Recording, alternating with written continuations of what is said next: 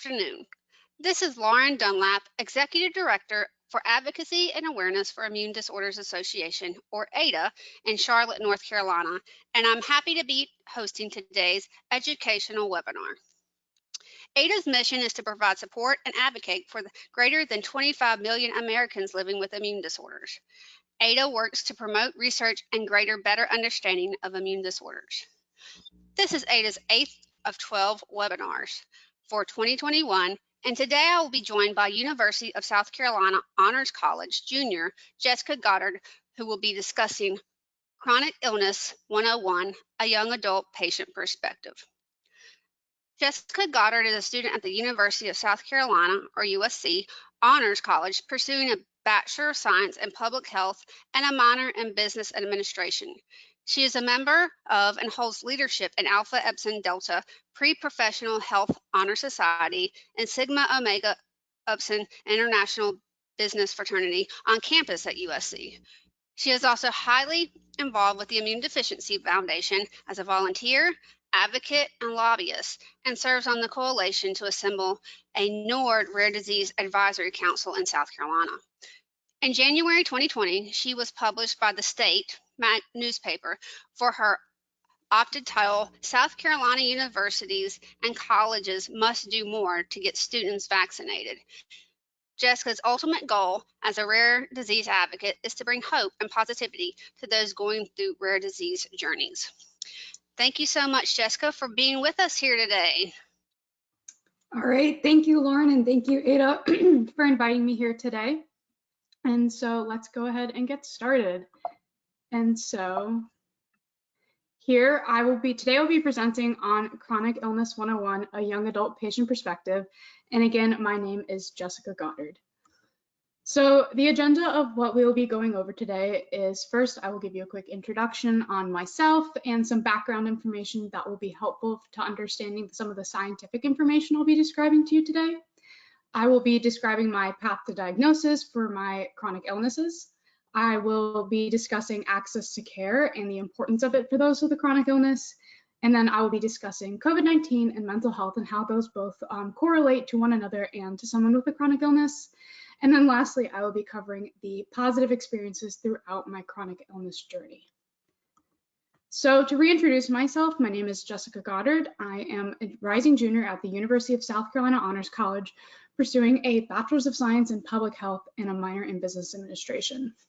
And the reason I'm talking about chronic illness today is because when I was 4 years old, I was diagnosed with an autoimmune condition called immune thrombocytopenia purpura, or ITP. And this basically means that my body attacks itself and I have low platelet counts, which basically means that I cannot clot very well. Then when I was 13 years old, I was diagnosed with common variable immunodeficiency, or CVID, which is a primary genetic immunodeficiency that causes me to have limited memory immunity and a lack of proper antibody production. And so the reason I decided to major in public health is because of my passion for wanting to pursue advances in the healthcare fields for those with rare diseases and chronic illnesses, specifically within primary immunodeficiencies. And so hopefully I can take that within my professional career. And so I'm going to be discussing a lot of information with you today, and some of it's probably going to be kind of overwhelming. So I want to give a breakdown of the 5 main things that I want you to take away from this presentation. And the first is that you should look beyond what you see and that some diseases are invisible. The second is that herd immunity is critical. The third is that the right care and patient care plan is essential. The fourth is the importance of plasma donations and drug innovation. And the fifth is not to overlook the importance of mental health awareness. And so going into our introduction, I'm going to give you a quick background on the science behind my immunodeficiencies in the immune system that will help you understand what I'm going to talk about today. And so I'm going to ask a rhetorical question, and I want you to think about if you recognize these 2 pictures on the right, these 2 movie posters. One is called Bubble Boy and one is called Everything Everything. And these 2 movies are about a disease called severe combined immunodeficiency, or Bubble Boy disease, also known as SCID. And SCID basically means someone is born with a primary immunodeficiency where they have no immune system at all. And so they're put into a bubble. Now, the Bubble Boy movie is a comical take on the disease, while Everything is unfortunately an inaccurate representation of the disease. But what you may not know is that these two movies are about this picture on the left, this boy in a bubble. And his name is David Vetter. He was the first diagnosed case of severe combined immunodeficiency. And the research that has stemmed from his diagnosis is so important because it has led to the research and the diagnosis and the medicine that allows me to be here today to talk to you about my primary immunodeficiency, CVID, which is the sister disease of Bubble Boy disease. And so I'm going to give you a quick background on the cells of the immune system that you'll need to know today that will help make some more sense when I talk about my illnesses. And so the first thing is that all of our immune system cells stem from these stem cells, which are basically blank slate cells in our bone marrow. And there is two lines of immune system cells that we're going to talk about. The first is when you look up top and you see these blue cells. And these blue cells are your B cell line. And your B cells are what creates antibodies. And antibodies are created by plasma cells. And you probably know about antibodies because of all the discussion around COVID and the antibodies that are produced from vaccines or when you get sick. And so this is very important because this happens when your body is introduced to any sort of infection. Now, B cells also have memory, so they remember your infections. Someone who has Bubble Boy disease does not have B cell function and cannot create antibodies. Someone who has CVID, like I do, also does not have memory function and cannot create antibodies. Then looking at these green cells, you see the T cells. T cells also help out the B cells fight infections and have memory as well. Someone with Bubble Boy disease does not have any T cell recollection and T cell production versus someone with CVID either has limited or fully functioning T cell production and function. Then looking at these bottom cells, these are the pink and purple cells. These cells are immune cells that help aid in immune function. And one important one that I want you to remember is these neutrophils. Neutrophils are one of the most important aiding immune cells and helping with immune function. And so if there's a dysregulation in any of these cells in the immune system, that's where you have either an autoimmune or a primary immune condition, and there is something wrong with the body. Now, diving in a bit more into antibodies, you probably know what they are because of COVID, but I'm going to explain a little bit more the different types of them. So there are 5 main classes of antibodies or immunoglobulins, and the first one on the left is IgM, or immunoglobulin M. This is the biggest immunoglobulin, and it is the one that reacts first when you need an immunoglobulin response in your body to an infection. The next one is immunoglobulin G, or IgG. This is the most prevalent one in your blood and is the only immunoglobulin that can be donated. So immunoglobulins or antibodies can be donated through plasma donations and given to patients as plasma infusions. IgGs are the only type of antibody that can be donated by plasma and be received by plasma. The next is IgA, which is in your mucus, in your tears, and in your GI tract. The next is IgE, which think about this in the response of allergic reactions and your allergies. So if you have a lot of allergies that are very severe, you may have a very high IgE count. And then the last is IgG. We don't know a lot about this one, and it's not super important to what we will be talking about today. But for reference, those with severe combined immunodeficiency will have none of these, versus someone with CVID, like me, has low IgGs in varying levels of IgM and IgA. And so now I'm going to talk about my path to diagnosis, and so how I got to my diagnosis of ITP and CVID. So this picture of me on the left, and it was when I was about 7 years old. I was diagnosed with ITP at the time, and I physically portray some of the symptoms of the common medications that you treat someone with ITP with, and I'll describe those in a few minutes. And then we have the picture of me on the right, where I got my COVID vaccine in January, since I work as a healthcare professional, and this is me, and I currently have my diagnosis of CVID. So first, let's discuss ITP. So ITP, or immune thrombocytopenia purpura. Immune is relating to the immune system. Thrombocytopenia is relating to low platelet counts, and platelets are cell fragments that carry clotting proteins to help you clot internal and external cuts. And purpura is related to bleeding. So ITP is an autoimmune condition characterized by low platelet counts and where the immune system destroys its own platelets. it has the immune system tell these antibodies to mark the platelets for destruction because it thinks that they're bad cells attacking its own body. And ITP affects 4 to 8 out of every 100,000 children in the United States annually. There are two types of ITP, persistent versus chronic. Persistent lasts only a few months, whereas chronic is lasting longer than a year. I was diagnosed with chronic ITP, given I suffered from it for about 7 years. The causes of ITP are unknown and kind of confusing. However, it is thought that it can be caused by infections. We aren't sure what caused my ITP, but it was noticed when I had pre-op surgery for a lymph node removal when I was 4 years old and I had very low platelet counts. Some of the common symptoms of ITP include petechia, which is like microbruising. Everyone gets petechia. This is normal. However, it is much more prevalent in someone with ITP and can mean a lot more significant effects. And then also prone to internal bleeding. So because of that inability to clot, you're more likely to bleed internally. So when I was a kid, from ages 4 to 11, I wasn't allowed to go on trampolines or go roller skating or ice skate because if I hit my head, I was significantly more prone to a brain bleed. And the last thing is that ITP is a potential precursor for CVID, my primary immunodeficiency. And so we aren't entirely sure if my ITP was indicating that I would get CVID, but it is thought that there is a potential correlation between the two conditions. So next I want to go over the two main treatments that I had for my ITP and that is used for those with ITP. The first is prednisone, which is a corticosteroid that helps reduce inflammation in the body. So as my parents described to my young self, it tricks the spleen into not eating the body's platelets. And some of the side effects of prednisone include weight gain and a moon face, which is what you saw in that picture of me during the first slide in this section, mood changes, and reduction in bone density.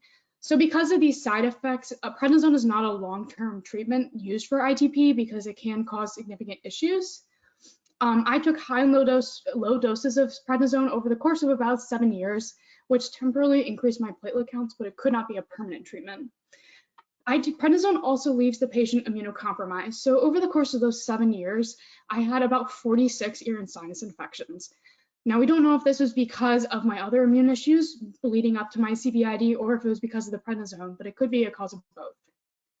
And then the next is rituximab. So rituximab is a monoclonal antibody therapy that kills off B cells. And what that means is it is an immunosuppressant that basically restarts that B cell line. And that, remember, that B cell line is what creates memory immunity and it creates antibodies. And so since I was creating antibodies against my own platelets, we wanted to stop that and restart the immune system. However, this can potentially not restart it, and in fact, it does not come back. So rituximab is a very risky drug to take. I unfortunately ended up having a severe allergic reaction to the rituximab called serum sickness, where my joints were very stiff and I couldn't really walk. So I only received 3 out of the 4 doses, but this luckily subsided, and my platelet counts remained in remission as a result of rituximab for about 7 years. So they remained high, and my ITP is in remission. But because, remember, we talked about B cell line is restarted and that stops the production of antibodies for a period of time, since IgGs are an antibody, it's possible that my IgG counts could never come back. So the question is, did this cause my CVID? Since we know that a low IgE count is a side effect of CVID. And so next, let's talk about CVID, so common variable immunodeficiency. And what this is a primary immunodeficiency, meaning it's genetic or from birth and cannot be acquired, affecting 1 out of every 25 to 50,000 people. So if you look at this diagram at the bottom, there's 1 person highlighted out of 25 people. Think about this on a 1,000 level scale. That's like me being the only person at my university having CVID, and even beyond that. And CVID is not to be confused with secondary immunodeficiencies like AIDS, because AIDS is acquired, you can get it from another person, CVID you cannot. The common in CVID refers to it being the most commonly diagnosed primary immunodeficiency out of over 400 PIs, but the variable means it has a variable response in every patient. So every patient with CVID will have those B cells that are unable to make fully functioning plasma cells and memory immunity, so they can't make fully functioning antibodies. Therefore, we'll have an inadequate response to vaccines, so we cannot produce a response when we get a vaccine, or the opposite response if we're getting a live vaccine. And so the variable part is that every patient will have different autoimmune conditions, but they are common in patients. And so next we're going to talk about the autoimmune conditions I'm diagnosed with. And so here we have the 3 autoimmune diseases that I have. Now, like I said, CVID is variable, so not every CVID patient will have these 3 autoimmune conditions, some combination of them, they could have none of them, it all depends. So the first one is granulomatous and lymphocytic interstitial lung disease, or GLILD. This occurs in about 20% of CVID patients. And what it basically means is my body sends my immune cells to my lungs and forms these little lumps in my lungs, which cause inflammation and cause issues with my breathing. Now, mine's been relatively stable right now, progressing a little bit worse, but with treatment, it can be managed. However, it is something that causes me to need to see a pulmonologist and has issues with my breathing. The next is autoimmune neutropenia. So like I said, remember those neutrophil cells. This occurs in about 8% of CVID patients, and basically it means that my body attacks my neutrophils and kills them off because it thinks they're bad. Neutrophils are a very important cell in the immune system, and so it is not good if I have low neutrophil counts, but luckily I have not been that sick thus far. And then the last is autoimmune thrombocytopenia, and this occurs in about 7 to 20% of CVID patients. Autoimmune thrombocytopenia is basically the same as ITP. This came about after the 7 years of my rituximab, so basically now I have low platelets again. So next, let's talk about the treatments for CVID. So the most important one is these immunoglobulin infusions. And remember, these are antibodies or immunoglobulins donated from human plasma received by other humans. And so this is the only successful and long-term solution right now for those with CVID. And so when people get vaccinated and they donate or they develop antibodies to an infection, they donate part of those antibodies in their plasma.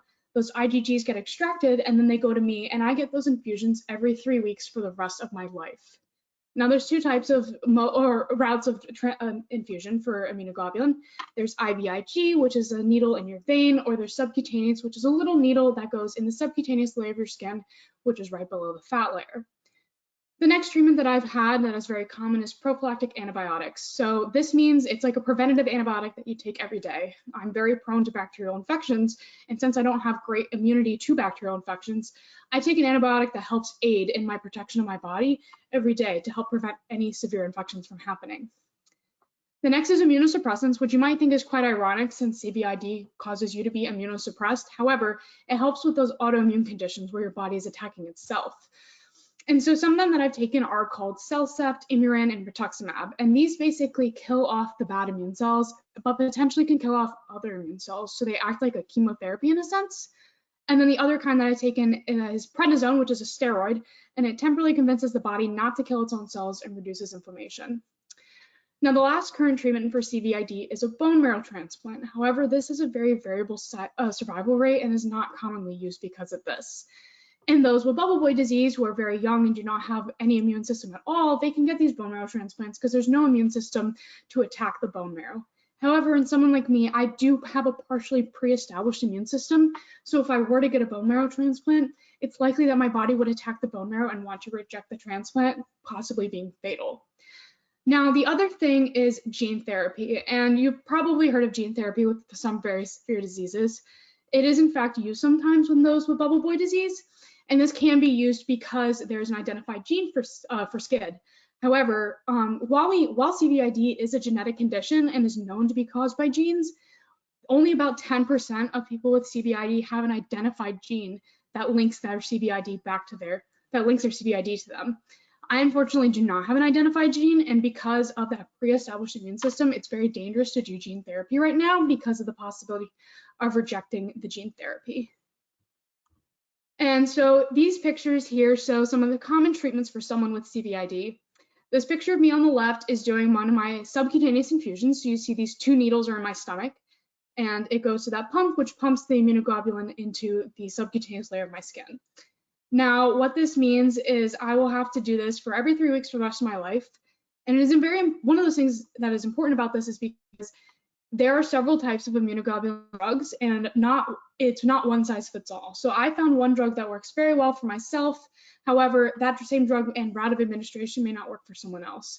And so something to keep in mind is that when looking at insurance, you want to make sure that all of those drugs are on the formulary as a choice for your insurance to cover for you. The picture of me in the middle is at one of my diagnostic procedures. When I was a freshman in high school, I had an open lung biopsy where they biopsied my lungs and found out that I had this GLILD interstitial lung disease. And this picture of me on the right is doing an albuterol treatment at the hospital. These are very common with someone with a lung disease because you have to get this medicine, which basically helps open up your lungs when you're doing lung testing. So what does this mean? What does having CVID and a primary immunodeficiency, or PI, mean? So this means that most vaccines do not work in my body, so herd immunity is vital. And so in the sense of herd immunity, that means that 70 to 90% of the community around me is vaccinated and has antibodies to an infection. Therefore, they are less likely to transmit an infection to me, and if I do get sick, I'm less likely to have a severe infection. I also get sick very frequently because my body does not have a memory immunity. It does not recognize previous infections, and it responds like every infection is brand new. I have daily chronic fatigue, and this is because my body's constantly fighting itself or fighting something else. And so a theory that goes around in the rare disease community is a spoon theory, and it basically represents with fatigue that you start off every day with a certain number of spoons, and as you do an activity, your number of spoons decreases. This is like how your fatigue takes over.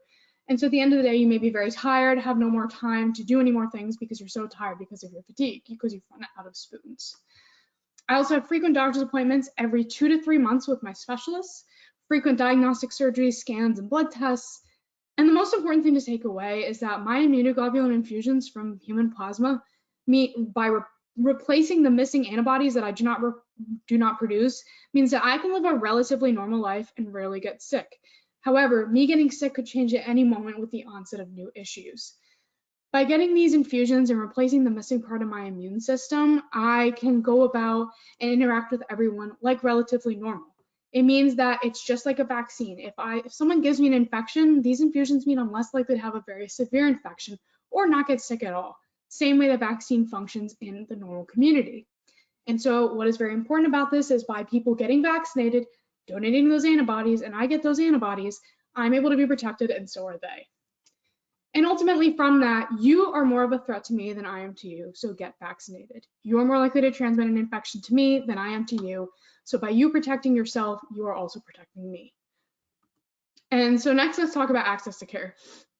Access to care is super important for someone with a condition like mine because I require very expensive medications, expensive procedures, and expensive doctor's appointments that I cannot afford on my own. And so one of the big things with someone with CVID is the Affordable Care Act of the ACA. And so a little bit of background is in 2019, I had approximately $1.26 million of gross bill charges to my insurance. If I did not have health insurance, I would have to pay about $1.26 million that year. And this occurs every single year for the rest of my life because of the drasticness, like how many infusions I have to take, all my doctor's appointments, etc. And so without insurance, my infusions that I take, again, every 3 weeks for the rest of my life would cost me about $7,000 to $70,000 out of pocket. 1.26 million is not something that a lot of people can afford, especially not the average person. And so these protections by the ACA are very important. So the ACA means that insurance companies cannot put a cap on the maximum annual coverage that they will give me or lifetime coverage. Again, if I'm charging $1.26 million a year, my insurance company could cut me off any time without the ACA and I would have to pay the rest. But it's unlikely that someone could be able to afford that. The next is that my insurance company cannot deny me for having a pre-existing condition because my condition is genetic and I've had it for most of my life. It's considered pre-existing. So when I have to go off of my parents' insurance when I'm 26, that new insurance company could deny me, but because of the ACA, this is not possible. And then the last thing is that insurance companies can no longer charge me higher premiums for having a very expensive condition. And so next we're going to talk about the importance of finding specialists. And so I see about 10 specialist physicians and about 4 on an annual basis. And some struggles that I've had in the past is that I've had certain specialists deny me care where I live because my case is too complicated and they didn't have the resources to treat me. But this meant that I had to travel every 3 to 6 months to see certain specialists. However, I've been in a very fortunate situation. So my immunologist in my local area of Columbia was educated on PI, and this is very important that healthcare professionals are educated on primary immunodeficiencies, something that is not always common. Mine was educated, it was able to diagnose me correctly and identified my disease very early on, something that is very important to stop the progression of possibly fatal autoimmune conditions. And they identified it, but knew that they didn't have all the resources to treat the autoimmune conditions that I needed. So I was sent up to another immunologist in a different state who I traveled to every 3 to 6 months. And this connection that they have and the communication is what has kept me so healthy and have the treatment that I need. So I can be here today to talk to you all. And it even goes back farther than that. I had a pediatrician here in South Carolina who actually identified some of my stuff early on, and they're the one who sent me to my immunologist in Columbia. So this is a very fortunate situation that I've been in. I'm very lucky because without early diagnosis, I could be very sick right now, not able to talk about this, and may not even have been diagnosed at this point. So that's something I'm very grateful for. And then this picture of me on the right is me speaking at a local hospital in Columbia at one of their monthly meetings about the importance of healthcare professionals being educated in primary immunodeficiencies and the importance of early diagnosis. And so here is a quote, and what it says is, when you hear hoofbeats, think zebras, not horses. And so when medical students are in medical school, they are commonly taught that when they hear hoofbeats, they should think of horses. And this is the most common diagnosis for something. So for example, when I was about ages 4 to 11, I had, like I said, 46 ear and sinus infections. And what a doctor may say is, oh, they get sick a lot, they're a kid, therefore it's totally fine, it's normal kid things. However, my pediatrician and my immunologist identified that I was in fact a zebra when they heard hoofbeats. And basically, they identified that I was the rare diagnosis. I wasn't the typical easy diagnosis of they're just a kid, they get sick. I had CVID, and I had a reason that I was getting sick so much. And so that's why those in the rare disease community are called zebras. And so with work considerations, this is something very important with access to care. As I'm getting older and will graduate in a few years and have to go get a real job and be an adult, there's some things that I need to consider. The first is that, will my health insurance cover everything that I need? Will they cover the $1.26 million in gross bill charges every year for the rest of my life? Will my insurance and my medications allow me to travel abroad? So I can't just go abroad because I need to make sure I have my infusions and my medications with me since I can't go without them. Does my job support the high level of insurance I may need? What if I need to take off extra time for illness or pregnancy? I'm considered a high-risk pregnancy because I would be giving immunity to both myself and another person from donated immunity. So it's a very difficult situation. And then what if it's unsafe for me to come to work? So what if there's a pandemic? Now, hopefully telehealth again is more normalized now, so hopefully this will be less of an issue, but it is still something I have to consider.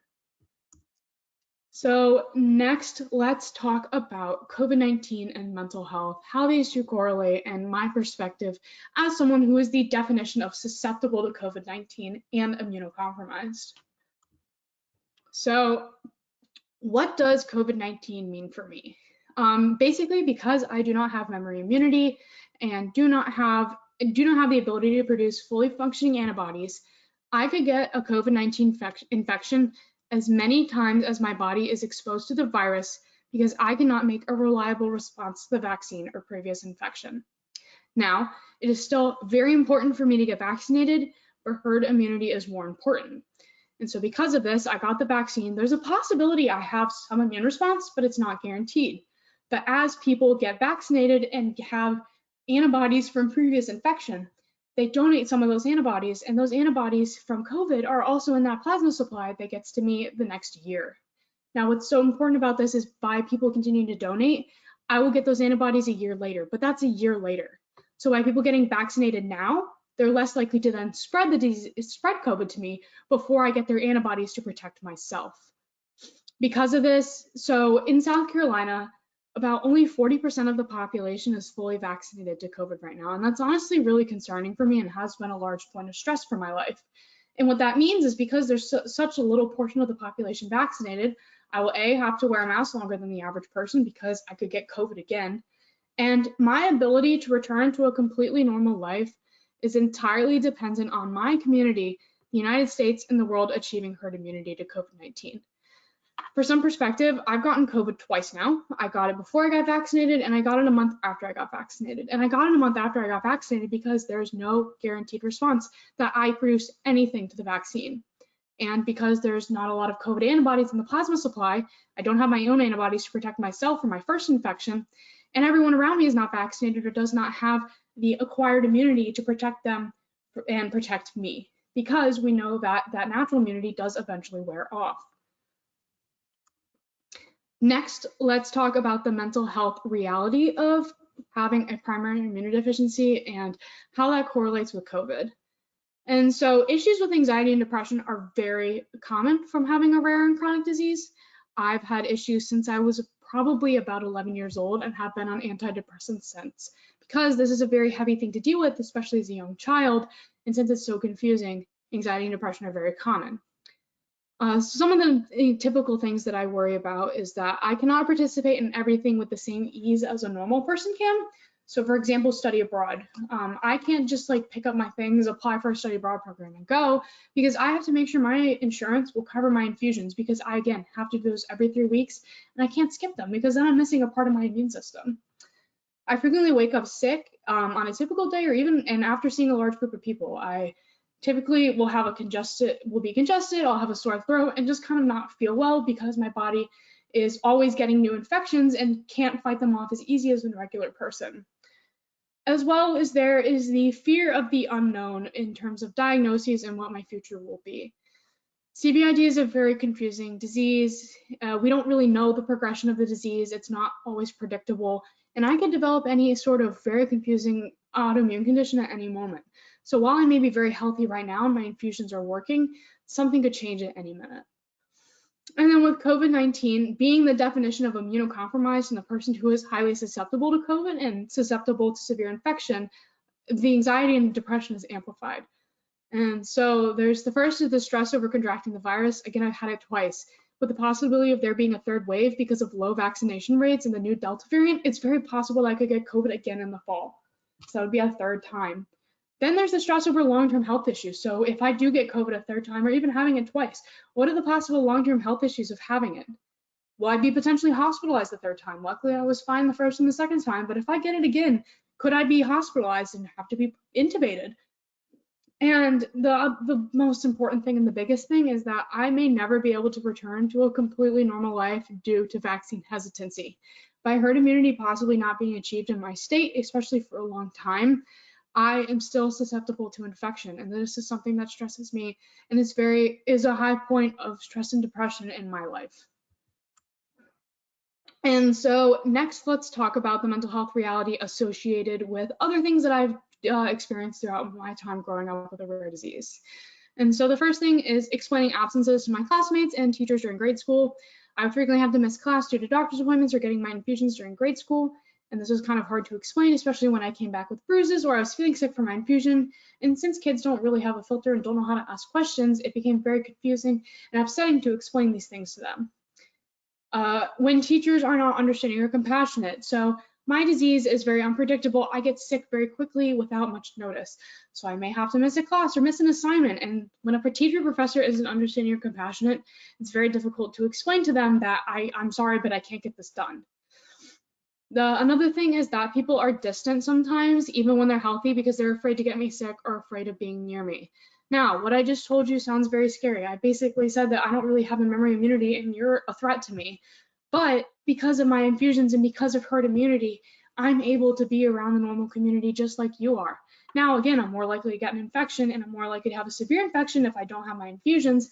However, I'm still able to interact with everyone just like everyone else can. And so again, you would still get sick if someone came around you when they were sick when they were actively contagious with something. But again, that's just like for me as well. I just have less severe infections and less likely to get sick because of my infusions. The next thing is friend and relationship struggles. This is something that I frequently deal with.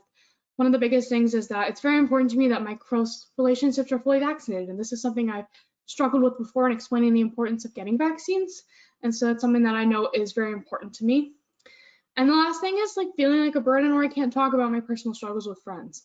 A lot of the things that I've told you today and the things that I deal with on a daily basis are very, very heavy. And it's hard to talk about when you're talking to your friends and you want to rant about something. And I frequently struggle with and want my friends to know that, you know, you can talk about what's bothering you because that is still just as important to me as my issues are to you.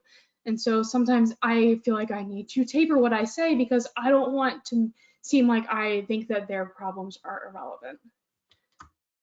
And next, let's talk about vaccines. Vaccines have always been and always will be a major point of stress for me as someone who cannot produce a response to a vaccine, and relies on others to get vaccinated in order to stay healthy and live a normal life. So a frequent argument that I hear is that the flu vaccine does not work, or people don't need it, or they get the flu every time they get the flu vaccine. And this is simply just not true. So the flu vaccine does work, and it's an estimate of what the next year's flu virus will be. The flu virus constantly changes, so sometimes it's not always completely correct, but it's still very important you get the vaccine, because just like the COVID vaccine, you have a less severe infection if you do get the flu, and you're less likely to transmit it to someone who's immunocompromised, such as cancer patients, the elderly like your grandparents, or children like your grandchildren or your children or your younger siblings.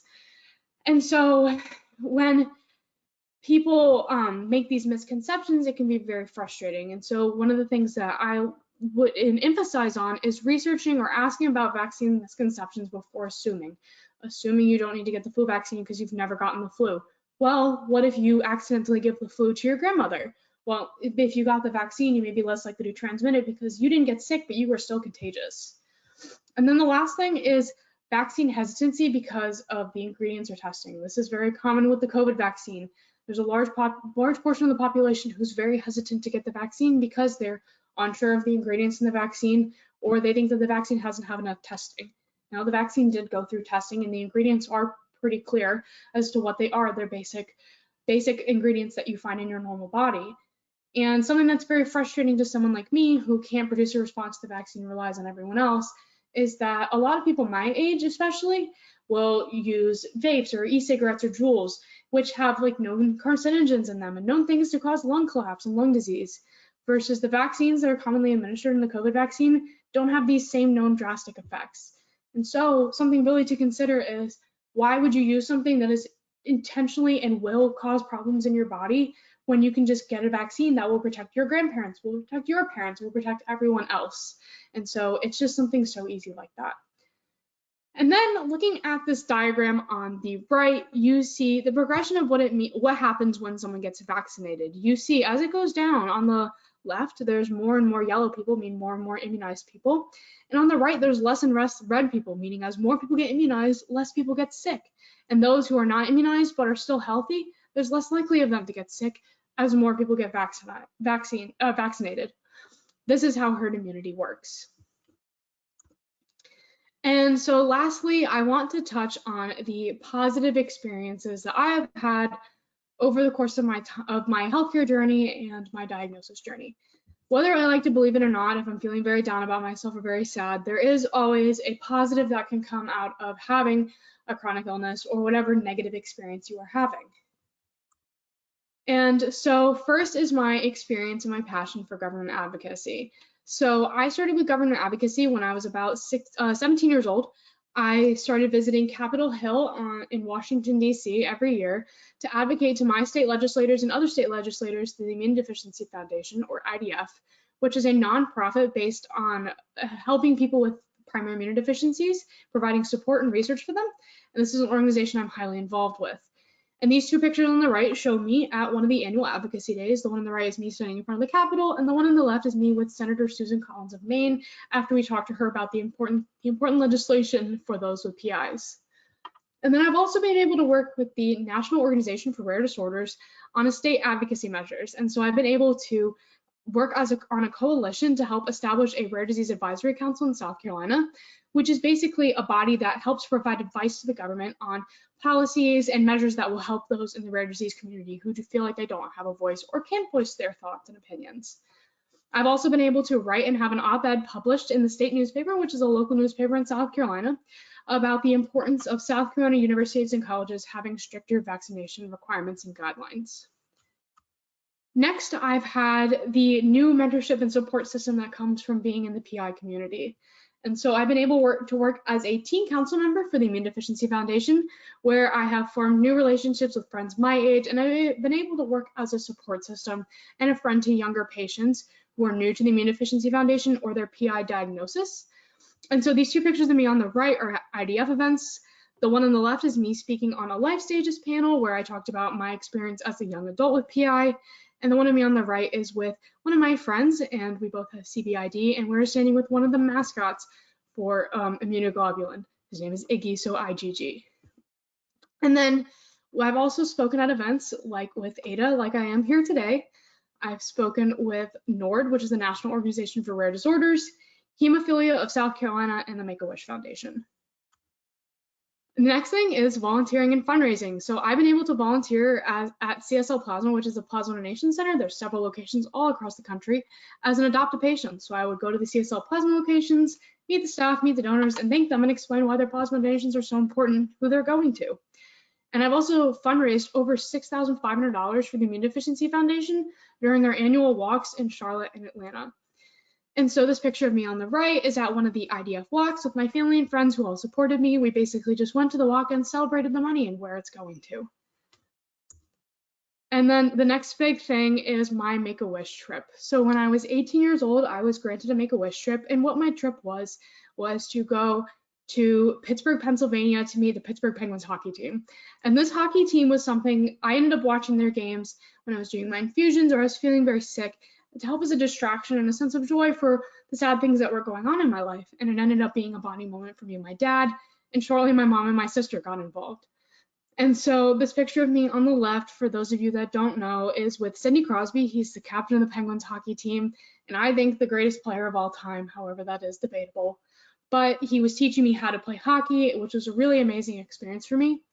And then the picture of me on the right is with the locker that they gave me with all of my personalized things and the sign board and all of the stuff that they gave me at the beginning of my wish trip. And something that I'm so grateful for within this wish trip is that this is the only time that I have completely forgotten about my CVID and my diagnoses and my health for more than just a few hours, because I was so immersed in the experience that I was getting and the bonding between my family and this just joy that I was experiencing, that I didn't think about my disease or that what if I was going to get sick. And that's something I'm so grateful for, because it's something that very infrequently happens. And then everything else in between. So these are all the things that I've been able to do as a normal person, as a relatively normal person who does their infusions, and because the community around me gets vaccinated and donates plasma. I was able to dance competitively with my two best friends for 15 years in high school, all throughout elementary school through high school. I was able to graduate high school, which you see in this picture of me with my dad. I'm able to visit my best friend in Charlotte, North Carolina whenever I want. I can travel all across the United States. So this picture of me on the left is at Warner Brothers Studio in Los Angeles, California, sitting on the actual couch from Friends, the TV show. I was able to speak on the local news my sophomore year of high school at the opening of a new CSL Plasma location, where that is me at the new location with the reporter and the manager of the facility. And I'm able to go to college football games. So I go to USC. Our biggest rival is Clemson. My dad and I went to the Carolina Clemson game. Unfortunately, we lost. However, I'm healthy enough to be able to go to these games because of my infusions. And so lastly, I just talked for a very long time, and thank you for bearing with me. But I just want to reiterate those 5 things that I went over at the beginning. And hopefully how you can make a connection now as to why these are so important. So the first is to look beyond what you see, and that some diseases are invisible. My condition is invisible. You would not know I was sick unless I told you, which I just did. And so with this, an important thing is having empathy. Empathy for what you don't see that other people are going through. If someone cancels plans because they're very fatigued, or they don't go through with something just like I do frequently because I don't feel well, just to have empathy for what may be going on that you don't understand or cannot physically see. The second thing is that herd immunity is critical. So like I said, I cannot produce my own response to vaccines or infections.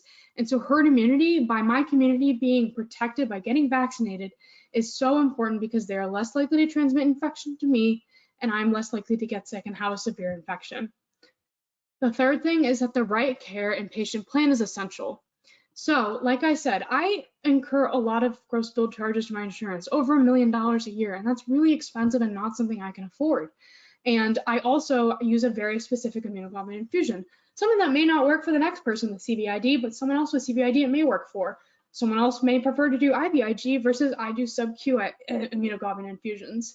So by having an insurance plan that covers all the types of immunoglobulin infusions and covers all the doctors that are needed and all of the procedures that are needed is very important, because early diagnosis and early treatment is vital to making sure someone with CVID or primary immunodeficiency has a long and healthy life. The fourth is the importance of plasma donations and drug innovations. Without plasma donations, I would not be here today to talk to you guys, and I would not be healthy. Because of these plasma donations, I am able to do my infusions every 3 weeks and can interact with you all normally just like you do with yourselves. And drug innovation. Drug innovation is so vital. So I talked about how gene therapy is not a current option for those with CVID. However, it could be with the current progression of drug innovation. So maybe a new gene is identified for CVID. Maybe there's a common gene. Now we developed a new gene therapy, and maybe my CVID could be cured down the line, and I may not have to do my infusions for the rest of my life. And the last thing is not to overlook the importance of mental health awareness. Mental health is very important no matter who you are, and I'm sure we've all experienced changes in it because of COVID. While my experiences are directly affected by my disease, yours may not be. That doesn't mean that we shouldn't take care of ourselves. So ultimately, no matter what's going on, it is very important to step back and to provide some self-care for you and those around you. And so I'd just like to say thank you to Lauren Dunlap and to AAIDA for allowing me to be here today. And also thank you to all of my doctors and healthcare professionals who have taken care of me all throughout the past 20 years of my life and have treated me so I'm able to be the healthy person I am right now and able to be able to present to you guys today. And so now I have, sorry, Lauren. No, go ahead. That's okay. I would say happy to answer any questions you guys may have. Yeah, feel free, audience members, to go ahead and type in some questions that you may have had during Jessica's presentation. And I will say thank you for being a rock star, Jessica, because she's really feeling under the weather today and still managed to make a great presentation. And that's not going to stop her. Any illness is not going to stop Jessica. So thank you for pushing through. You do have a fan club, and the first comment comes from Kate Flathammer. She's like, both my mom and I are here. Love watching you advocate and kill it, Kate. So, thank you, Kate. So yeah, we'll go ahead and take some questions. One question is, and I did want to mention to the audience, it's very interesting and ironic at the same time that we actually were planning to have this talk and this webinar pre-COVID, pre-pandemic. So it was just been interesting to watch this the last year unfold, and I'm sure it added such an impact to your presentation, Jessica, to have that experience. And also thank goodness that you lived through the pandemic to tell the tale to our audience members about COVID and what your experience is as a rare disease patient. So I did want to mention something, because I also have CVID and some other chronic illnesses, and you pointed out a really good thing here. Well, several good things as a young adult, and that is already as a college student, you are looking at insurance considerations, and I'm glad you brought that up, because that doesn't go away.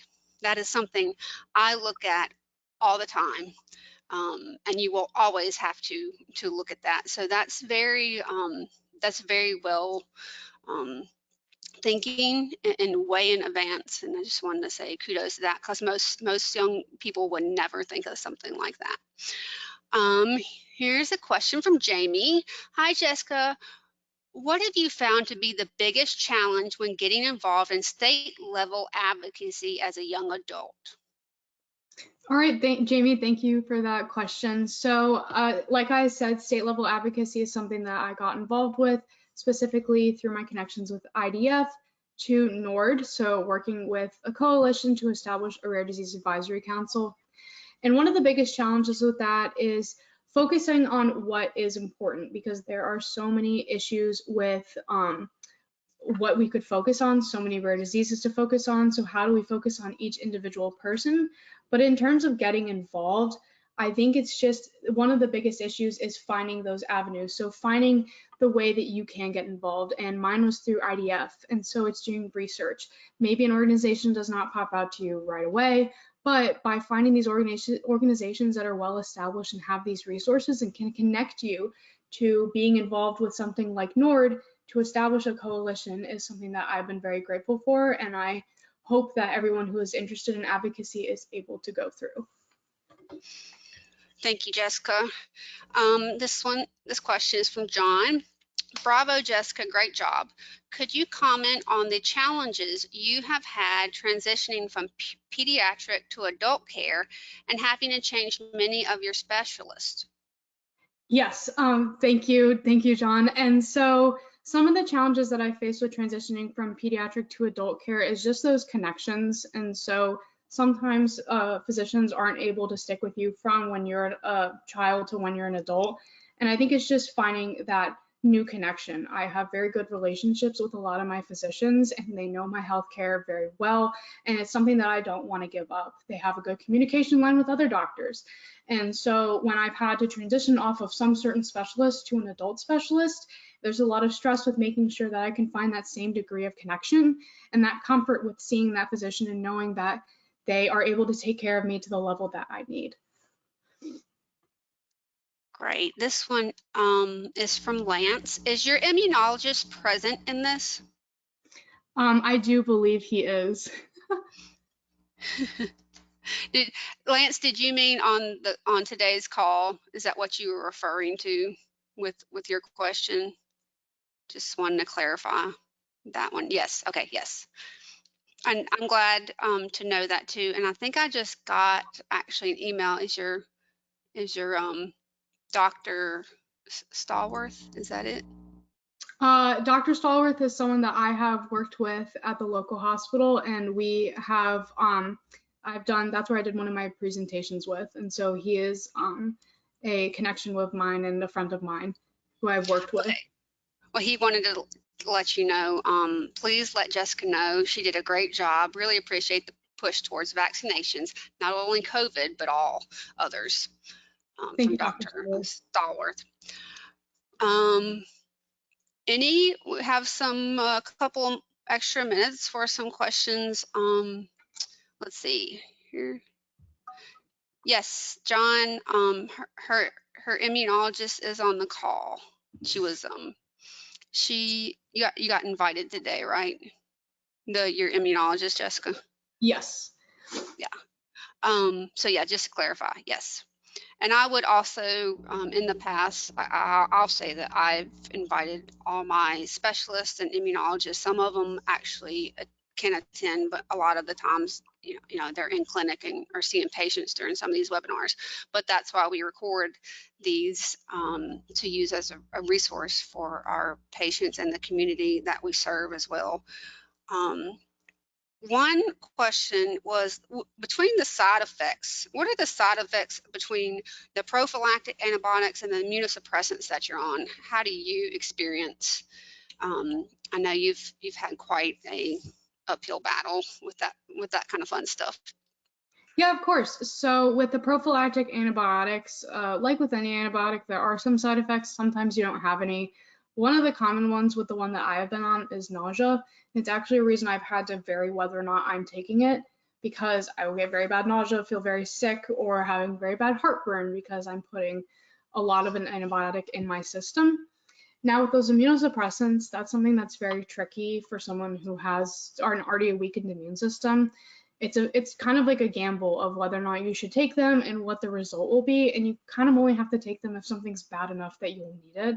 And so with my immunosuppressants, it's actually caused me to have decreased neutrophils, which then stay decreased because of my autoimmune condition. And so a lot of the immunosuppressant may have helped my lungs, for example, with my lung disease. They didn't necessarily help those other cells, and that was something we had to take into consideration of whether or not we stayed on it. Other common side effects also include things like nausea, headaches, generally just not feeling well because you are reducing the immune system and its ability to fight infections. Great. Thank you so much, Jessica. Well, thank you to for being here today and this afternoon, volunteering your time when you're already feeling under the weather. I really hope you get some rest after this. It was a fabulous presentation. I really also want to thank our audience for listening to today's presentation. Don't forget to tune into our next webinar on July 14th for Hereditary Angioedema, Triumphs of Medical Progress with Dr. Doug Johnston. And please take a few moments to fill out our quick survey after the conclusion of today's webinar to help us better serve our patient community. If you enjoyed today's presentation, please consider making a tax-deductible donation to AAIDA on our website at www.godoaida.org. Your contribution helps us to be able to conduct educational incentives such as today's webinar and to be a resource for our patients and medical community that we serve. This is Lauren Dunlap for Advocacy and Awareness for Immune Disorders Association, and we hope you have a fantastic evening. Thanks for joining us. Thank you. Thank you.